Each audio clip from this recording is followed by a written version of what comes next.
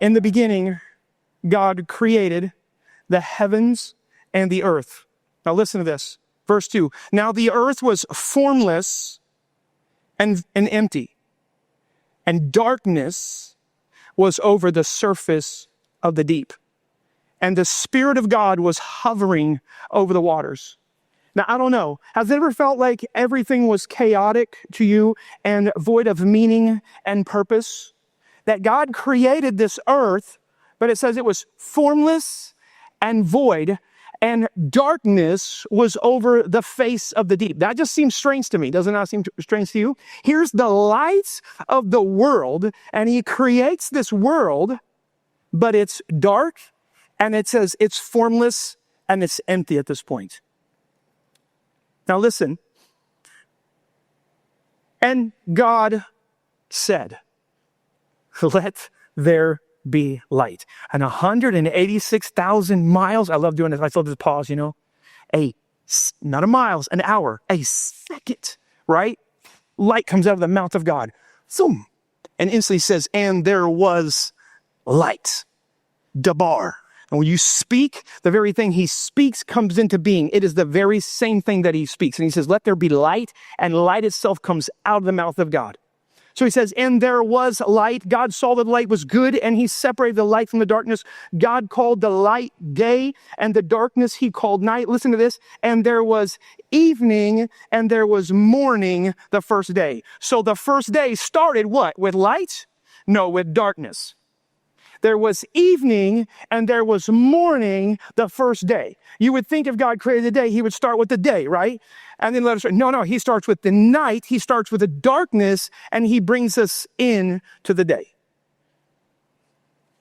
He is the light of the world, but his creation is first covered in darkness.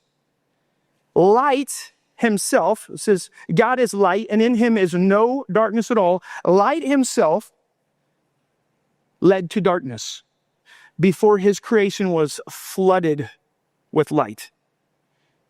Freedom for God's people started, listen to this, with darkness.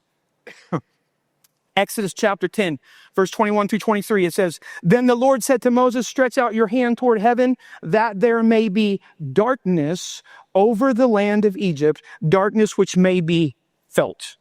Noah, could you find me a drink? I don't know, my throat is really... Darkness that may be felt. Have you ever been in darkness so dark that you could feel it? The only time I could feel darkness is I remember we were led down in a cave, and I think the guy told us we were around 550 feet down in the earth. And he said, would you like to feel darkness? And would you like to see what real darkness is? And out goes the lights. And I mean, you could feel it, and I can still feel it. Feel this darkness, so dark. And he says, darkness over the land, darkness which may be felt. So Moses stretched out his hand towards heaven. Thank you, buddy. He stretched out his hand towards heaven, and there was thick darkness in all the land of Egypt for 3 days. They did not see one another, nor did anyone rise from his place for 3 days. But listen to this. But all the children of Israel had light in their dwellings. So, the people of Israel, listen to this, they're surrounded by darkness, but they're living in light. Are you tracking with me? They're surrounded by darkness, but they're living in light. They were living in this place called Goshen. It's a land of plenty, of comfort and plenty. It means drawing nigh.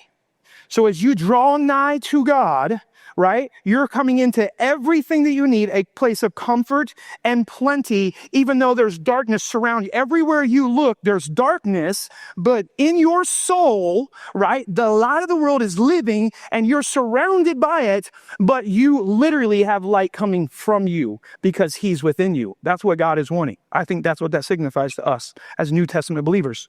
It says God reveals himself to his people on Mount Sinai. Exodus 19, verse 16, it says, so it was on the third day in the morning, there were thunders and lightnings and a dark cloud on Mount Sinai. Psalms 18, verse 11 says this, he made darkness his covering, his canopy around him, thick clouds, dark with water. 1 Kings 18:12 says this, then Solomon said, the Lord has said that he would dwell in thick darkness. It's just strange, isn't it? That he, the light of the world, would dwell in thick darkness. Moses had to go through darkness to get to the light of the world. Here's this thick, dark cloud that Moses has to go through in order to get to God on Mount Sinai. Truly wild. Job 42 verse 5 says, my ears had heard of you. And you guys heard of God, his greatness and all this kind of stuff. And you think, yeah, I've been in church my whole life. I've heard a lot about God. I know about God. But do you know him? The question is, have your eyes seen him? Have you come to truly, experientially know his faithfulness and his care for you when you can't see anything? That would be the question that I've been pondering this week. Do I really know and do I really trust him in times of utter, complete darkness where you can feel it? You feel it every second. He's not with you. You're not going to have enough. All these things, right? You feel it, and Satan is there just giving you all of his lies the entire time, and it feels true in your soul. Am I the only one that ever experiences this? Or okay, because sometimes it just feels like you've forsaken me. Why am I going through all this? Why is there trials and all that? Like Megan was just describing, like, Lord, what is going on? Why? And Satan's not going to be there to tell you the truth. He's going to be right there to seal those feelings with lies, with thoughts that they'll come together. And boy, from there, you better be very, very careful. But here, Job says in chapter 42, verse 5, my ears had heard of you, but now my eyes have seen you. What was the difference? The difference was that Job just went through some of the darkest days that any man has ever been through. He lost 10 children. He lost all of his wealth, all of his fame, his name, everything. He says, the guys that I wouldn't even let watch, the sons of the men that I wouldn't even let watch my sheepdog, right? They're mocking me. They're mocking me. And people used to come from all over to get my advice and my wisdom. And my name was esteemed as the greatest man in this area and all this kind of stuff. And now people just mock him and ridicule him. He had lost everything, but he says, in that darkness, you know what? Something happened. I had only heard of you, but now my eyes got to see you. How in the world do you see him in darkness? Think about this at the Last Supper. We're going to fast forward. Matthew 26, verse 31. It says, then Jesus told them, this very night you will all fall away on account of me. He tells them, we're going into the darkness. And this very night, you're all going to run. It's been prophesied, right? The sheep are going to go everywhere. It's already been prophesied. Such a darkness came over the world that next day as this mock trial came, and they crucified the only one on this entire planet that did not deserve anything that he received. He was ridiculed, stripped naked, beaten, unrecognizable, sent to hell for us. It's the craziest statement against humanity. This darkness, this demonic darkness comes over and sweeps over the land as love himself is tortured for our sins. And he says, this is what's going to happen. We're entering into a very, very, very dark season. But what does he do? He goes down into death, hell, and the grave. And in that utter darkness, he comes out with the keys of death, hell, and the grave, right? And victory in his hand. The firstborn among many.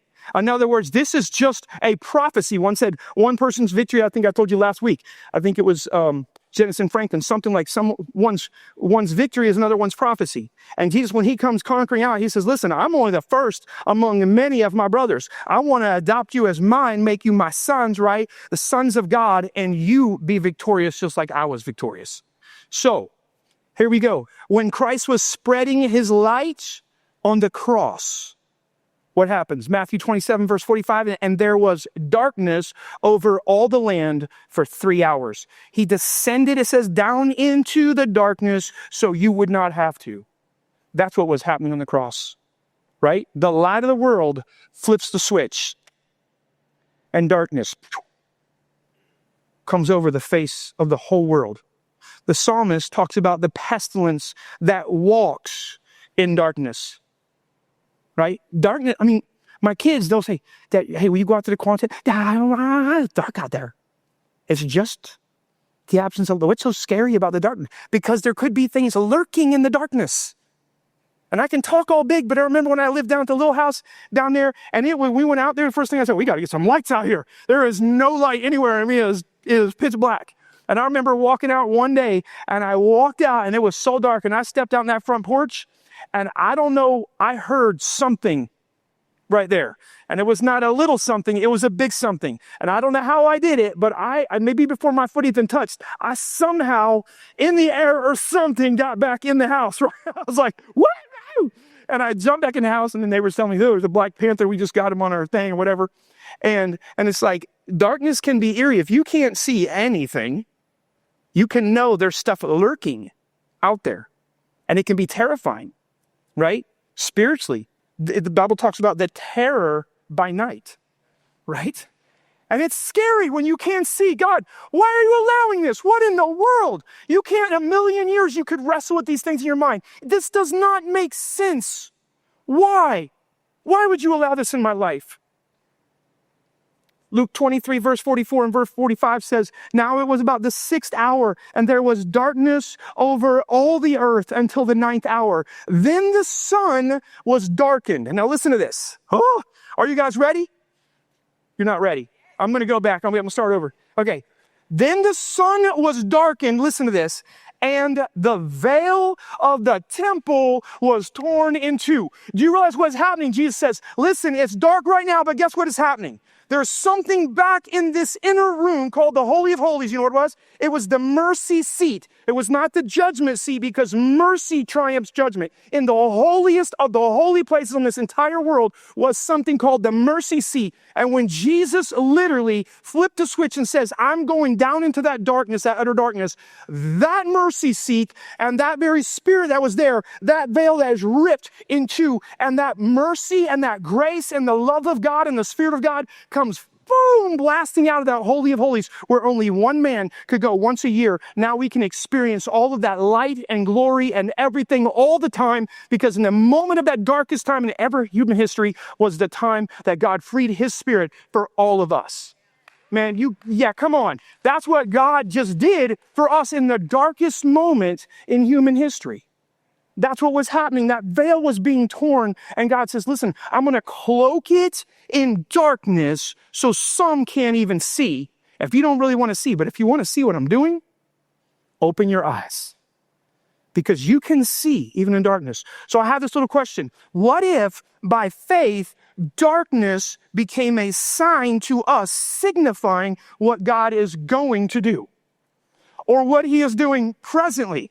His mighty hand at work, maybe new life, a place that his Spirit is hovering over you right now. And you're in confusion, and you're in darkness and pain and all of these different things, and you can't figure out what is going on, but there's this deep, darkness that's just overwhelming, right? But God he's pulling his sword, right? And he's cutting those things in your life that's going to allow all new power in your life. You're going to maybe stop just hearing of him and to see him and to know him and experience power.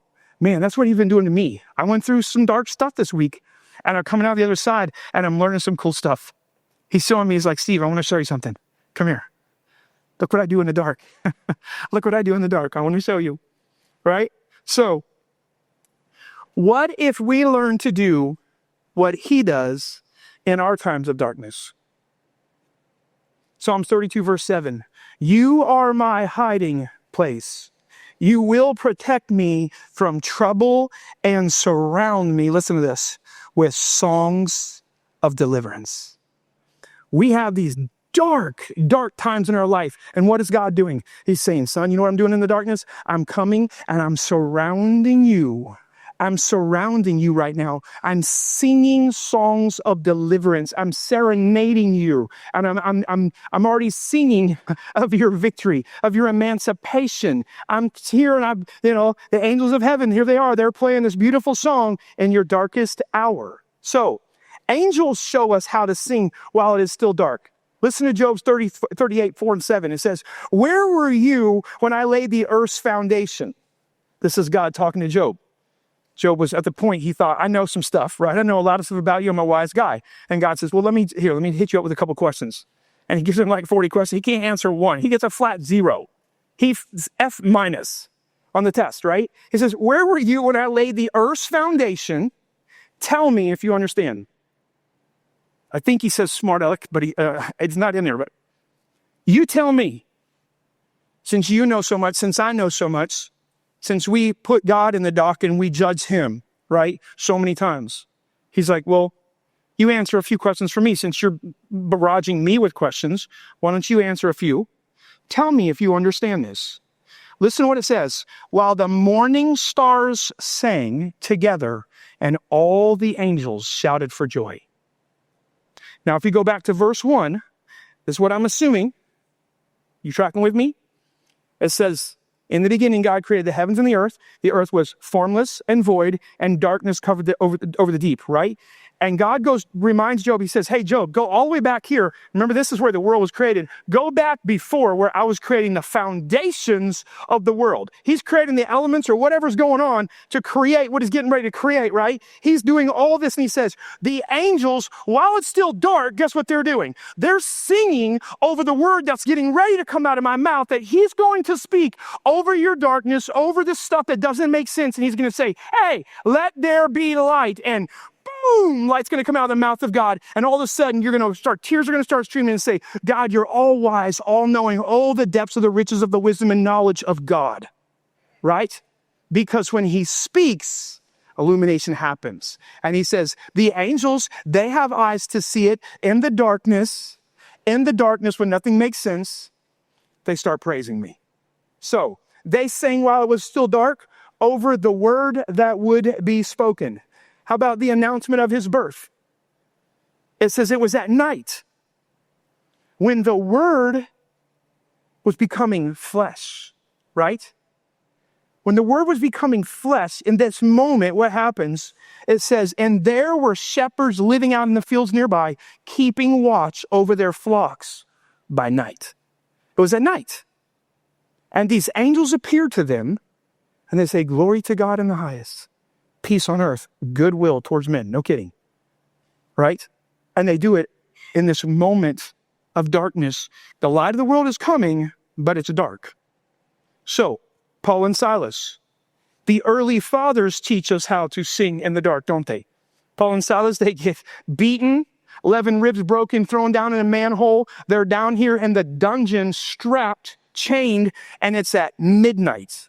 And the darkest part of the night, what happens? Boom. Discouragement, everything else, pain, God, why, questions, all these things could be permeated in their mind, their heart, and their mouth. But what happens? They're singing praises. And it says, and all the prisoners took note. Now, if they'd have been a 5-star resort and they were singing, they'd got the same accusations that Satan made to Job. Well, of course he's singing because you pamper him with white gloves. He gets to stay in 5-star resorts all the time and all this kind of stuff. But when you're in the dungeon and songs are coming out of praise, all the people are listening, and it shakes the very foundation of the prison, and all the doors open because it's in darkness and in a time of pain that praise is coming out. Is anybody hearing me?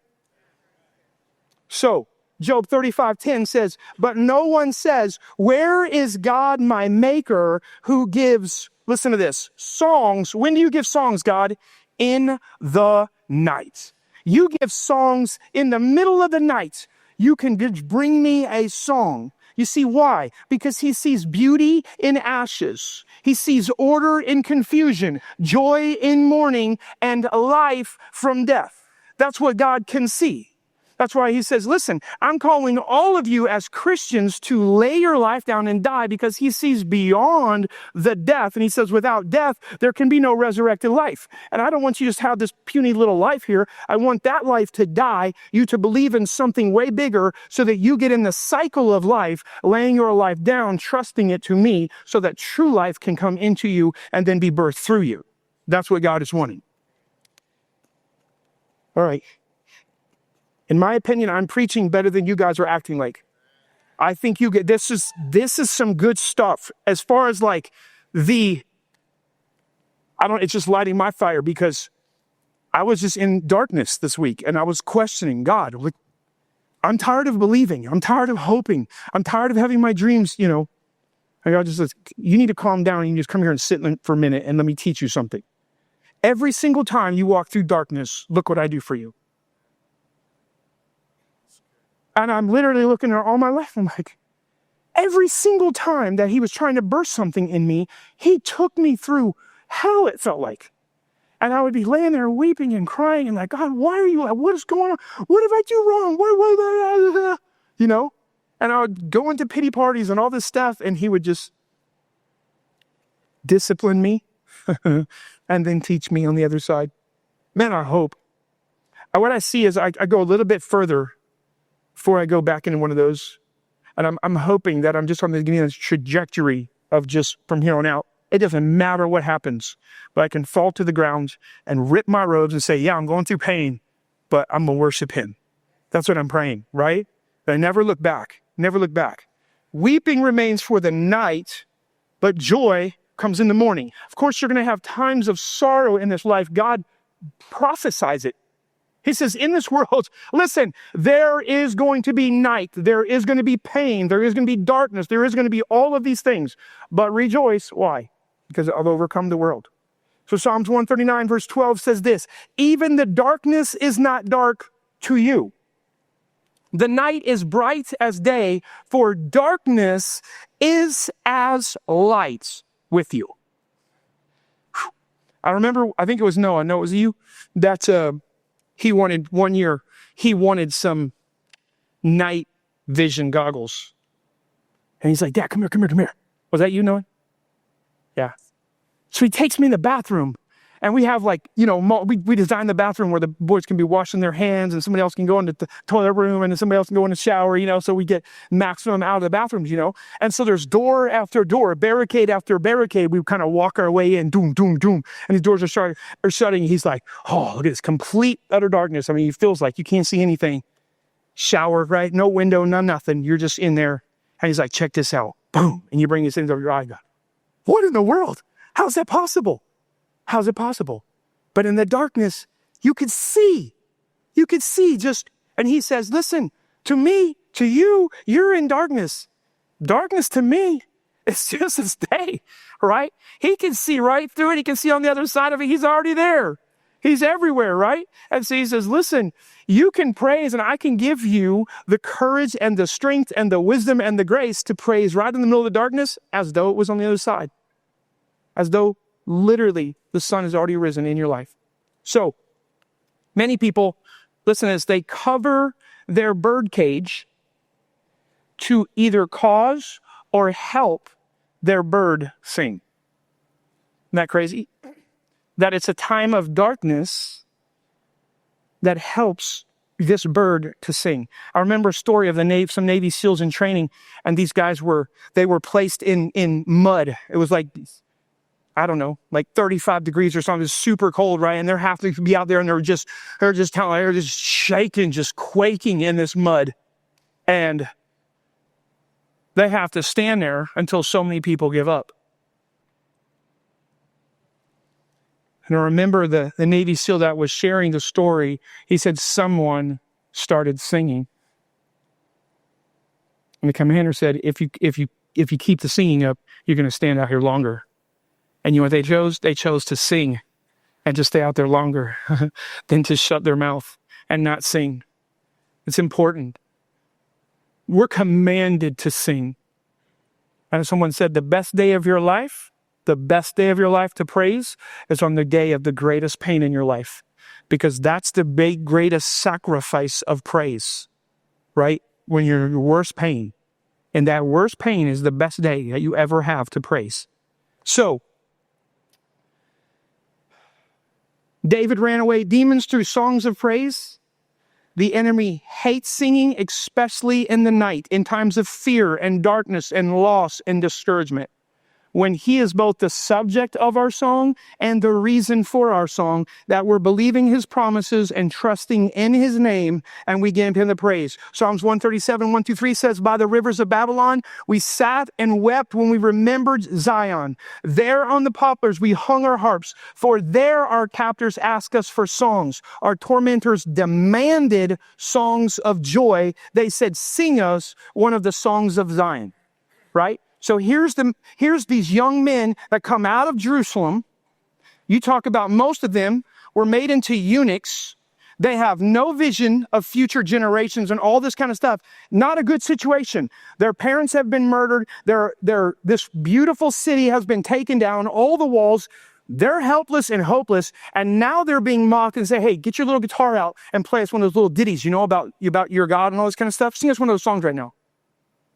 That's what's going on here. I love it because the very next chapter says this. This is how it starts. I will praise you, Lord, with all my heart. Before the gods, I will sing your praise. Before the gods, I will sing your praise. I remember a guy who said on the worst day of his life, he said Satan was just buffeting him and just all this stuff. And so you know what he did? He went and he got 2 stools and he brought one stool in his living room and he set the other stool down and he sat down and he said, Satan, come here. And he says, you sit right there. And he says, I'm going to worship God right here. And you're going to sit right there and watch me. Because it was one of the worst days of his life, if not the worst day. And he said, I'm going to rub his nose in what he lost and the position that I have to get to be a worshiper of the Lord. And I'm not going to allow this pain to steal me of the pleasure of rubbing his nose in what he lost. So, I may be messing up her name, Anna Maria Tagai, from 1769 to 1837. I don't know almost anything about this woman other than this, that she made a prophecy, and I don't know if it's true, but she feels that God gave her this, and the Catholic Church certainly holds this woman up very high, which I don't know what that does for you, but anyway, it's just a statement. She prophesied 3 days, this is 3 days of impenetrable darkness. That she said the very air would be filled with something to this effect, destroying demons and evil spirits. And in this vision that she supposedly got, that she says she got, that if you even went outside, right, like, or looked out, it was so demonic that they were just like overtaking people. And I thought it was pretty wild that it was a vision of 3 days. And I was wondering if, she was talking about in end times. That's what she was talking with. And as I'm just looking at how God created the world and all the different times in my own life that God allowed darkness before he brought light to me and was teaching me so much. And is it not kind of wild that God prophesies that there's going to be a 3.5-year period of time that we call the Great Tribulation, that God says it's going to be the darkest days, that literally there'd be no humanity left on the earth if God didn't shorten those days. And what I see from Scripture is that the saints are going to be trampled down. The truth of God is going to be thrown to the ground, cast to the ground, and it's going to be overwhelmingly dark. That we are going to be given over to this satanic power and for a brief period of time, for these 3 days per se, before the light of the world splits the eastern sky and he breaks in. And let me tell you something, you can look at it, I've talked about this before, but when you look at it from this way, you're like, oh, this is scary, this is scary, this is scary. But Satan is being quarantined. He's coming. He got cast down from the third heavens in the presence of God to the second heavens. And you see he gets cast down to this earth. And he's got time is clicking. And you can just feel it. The time is going click, click, click, click, click, click. He's got 3 days left. And this guy is freaking out. He only has this little tiny ball right here with a few little clay creatures to deceive. And he knows he's going to be taken. He's going to be cast down for 1,000 years. He's going to be in prison. And he's going to be allowed just for a very short time for God to test people one last time. And he knows his time is very, very, very short. And he is going nuts. And when you look at it from that perspective and you realize, if I have to go through a little season of darkness, God's going to be with me. He says he's going to be with me all the way to the end of the what? Age. So we got nothing to fear. Joel says this, the sun shall be turned to darkness and the moon to blood before the great and awesome day of the Lord comes. He says, Revelation 6:12, and he opened the sixth seal. I looked and beheld, there was a great earthquake, and the sun became black as sackcloth. Listen to John Bunyan. He tells us that as Christian was going through the valley, he found it a dreadful place. Horrible demons and hobgoblins were all about him, and poor Christian thought he must perish for certain. But just when his doubts were the strongest, he heard a sweet voice. He listened to it, and he heard a man in front of him singing, Yea, though I walk through the valley of the shadow of death, I will fear no evil. Now, that man did not know who was near him, but he was unwittingly cheering a pilgrim behind. Christian, when you are in trouble, sing. You do not know who is near you. Sing. Perhaps you will get a good companion by it. So sing.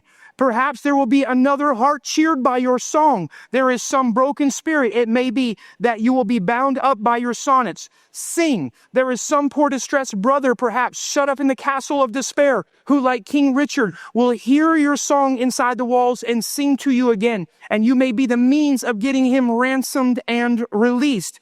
Sing, Christian, wherever you go. Try, if you can, to wash your face every morning in the bath of praise. I love it.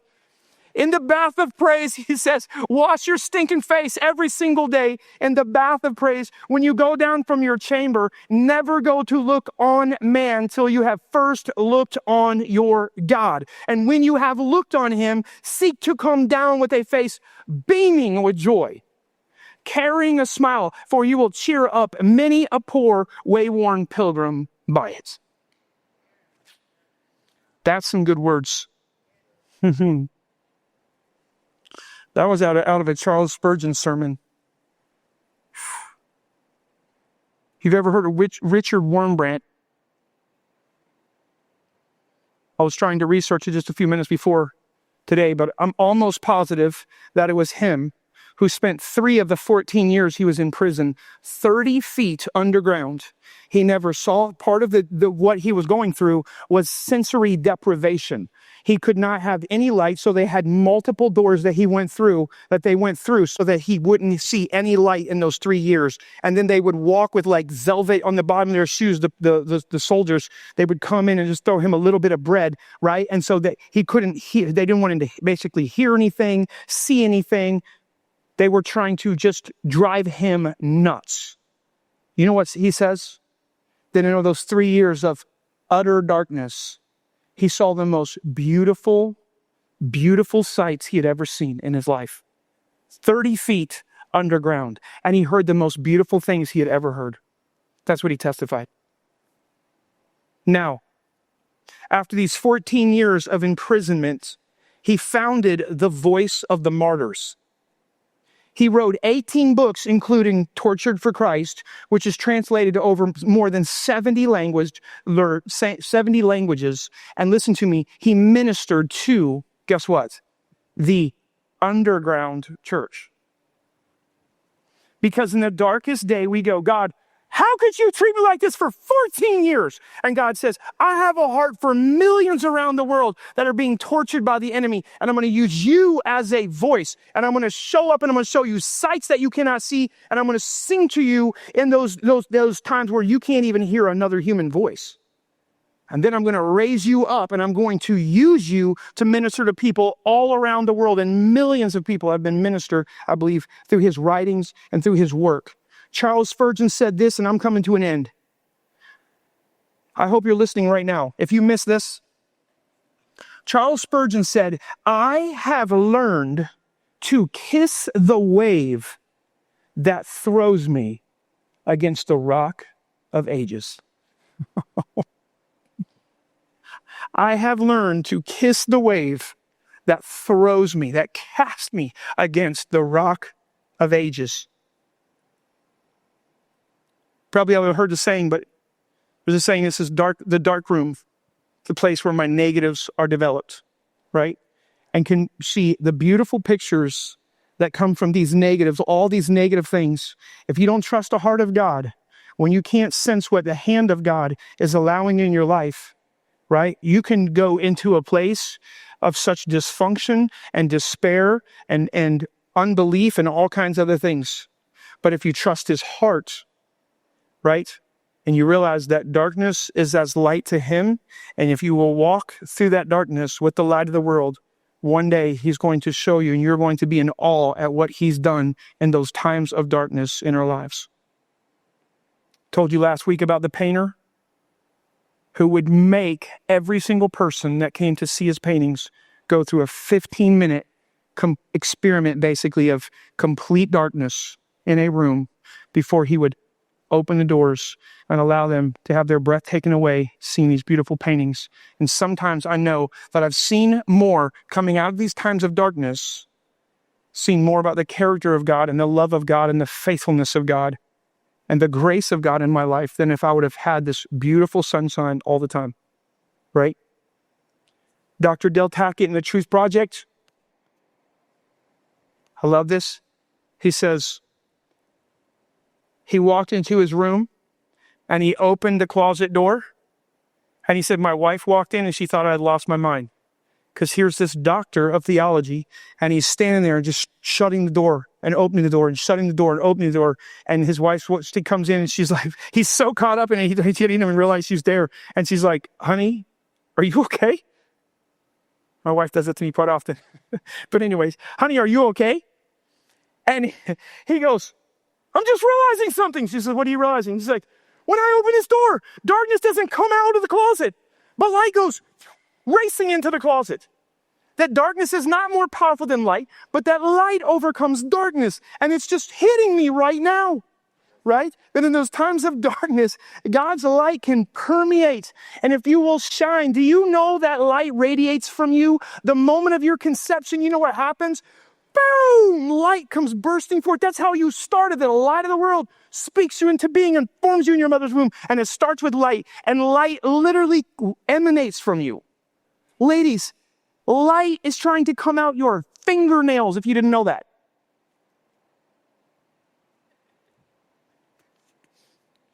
Songs of praise on your tongue not only force lies to leave your mind and demons to flee from your house, but it also draws God's presence and causes joy to fill your soul. That's what it does. So Sam, are you back there? Great. So listen, how I kind of get on this subject this week is a gentleman sat and talked to me for a couple of hours this week. And man, I just sat there and I wept because he's been through some dark waters and he gave his life to Christ. He rededicated his life to Christ over Transformed 2 years ago, about 2 years ago exactly. And he was sharing with me just what God has been doing in his life. And I just sat there and wept.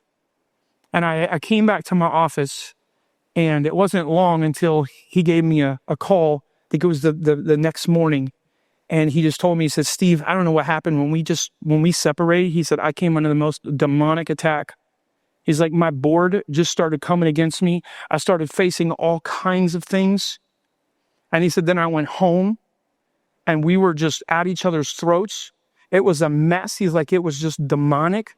And so we all just stopped and we got down. He said, I got oil and I anointed my house and just prayed over every window and every door. We prayed for like 2 hours. And then he's like, once we stopped, we started right back basically where we had picked, where we had dropped it off before. And so we had to pray again and anoint the house again. And he says, my daughter, who's really in tune with all this stuff, she like either gets a vision or sees these demonic creatures in the house, all leaving as he's anointing the house. And he says they were dancing outside of his window. And he says something to the effect, well, they were dancing when Jesus was dying too. They didn't know what was coming next. Right? And God gives him not one song, but he's given him 3 songs. I want to at least play one of them for you tonight. A song, and he's talking to me on the phone, and we start talking about, I said, we were talking about Psalms 23.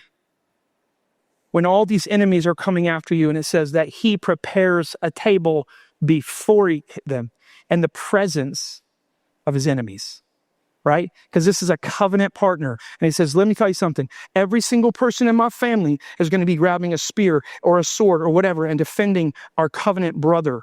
He's going to sit right here. I don't care how angry you are, taking and accusations, all that other stuff. You're going to sit down and calm down until we eat together.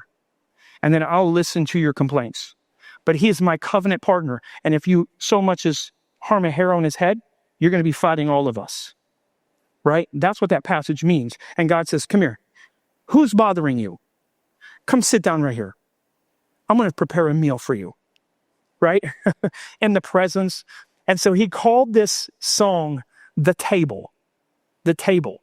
And God just gave him the lyrics in literally like 5 minutes.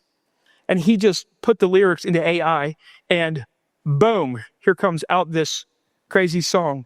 Listen, I want to lead you with just a couple verses. So Colossians 1:13, he has delivered us from the domain of darkness and transferred us into the kingdom of his beloved Son. He has delivered us. Have you been delivered from the domain, the power, the domination of darkness, of despair, discouragement, defeat, all these kinds of things? Have you been delivered out of them? I want you to listen, because this song is about coming and sitting at his table and being at a place of peace and rest and victory, provision, protection, everything that you and I need in the midst of unbelievable pain and demonic attack and accusations, and finding this perfect rest. Okay?